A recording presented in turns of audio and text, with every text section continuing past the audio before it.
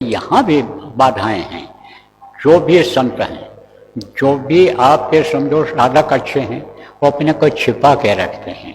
उनको अगर कह भी दिया जाए, आज देखो अच्छे अच्छे साधक हैं, एक साधक है कोई, बहुत साधक हैं, और कह दिया जाए कि आप ये समझो कि तुमको हम अपनी जगह देते हैं, तुम चलो सत्संग सुनाओ, नामदान दो, तैयार नहीं होगा। विश्वास है उसको, लेकिन इच्छा उसकी नहीं होगी। जब ये कहोगे कि नहीं हमारी इच्छा है या हम चाहते हैं, जब आदेश मिलेगा तब कहेगा आदेश अगर है आपका तो पालन करना है, लेकिन अब कुछ इच्छा नहीं रह गई। अब आप ये समझो देखने से ही पता चल जाता है इसके मन में क्या है। अब जिसके अंदर इच्छा है, महत्वाकांक्षा है, जो ये चाहता है, क्या चाहता है, क्या चाहता है। एक तो सेठ जी बिल्ली पाले हुए थे, तो बिल्ली हक के बैठ जाती थी। कहाँ बैठ जाती थी? जब सेठ जी खाने लगते थे, और जब सेठ जी खाकर चले जाए तो दूध घी बढ़िया माल चीज सेठ खाते थे, तब बिल्ली जाती थी उसको चाटती थी, बिल्ली चाटती थी। अब ऐसा करते थे सेठ जी कि बहुत से लोग अन्न की कदर करते हैं, अन्न को देवता मानते हैं, अन्न को फेंकते नहीं हैं, और कहते हैं यह अन्नदाता है, आज अगर हम फेंक देंगे इसको तो कल हम इसी के लिए यानी आप हम लोग मोहताज हो जाएंगे, हमको सजा मिलेगी।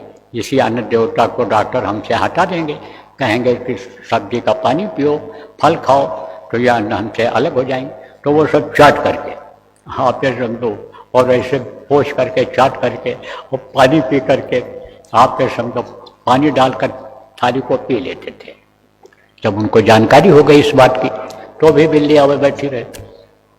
तो एक महात्मा जी थे, तो महात्मा जी को उन्होंने आमंत्रित किया था, तो महात्मा जी को आमंत्रित किया था तो महात्मा जी को भोजन कराया, और फिर महात्मा जी ने कहा भाई आप भी भोजन कर लो, तो वो भी बैठे, और वो बिल्ली तो भी आई बैठ गई।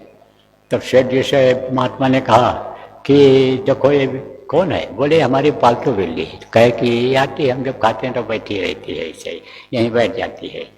तो बोले कि जानते हो ये क्या सोच रही है?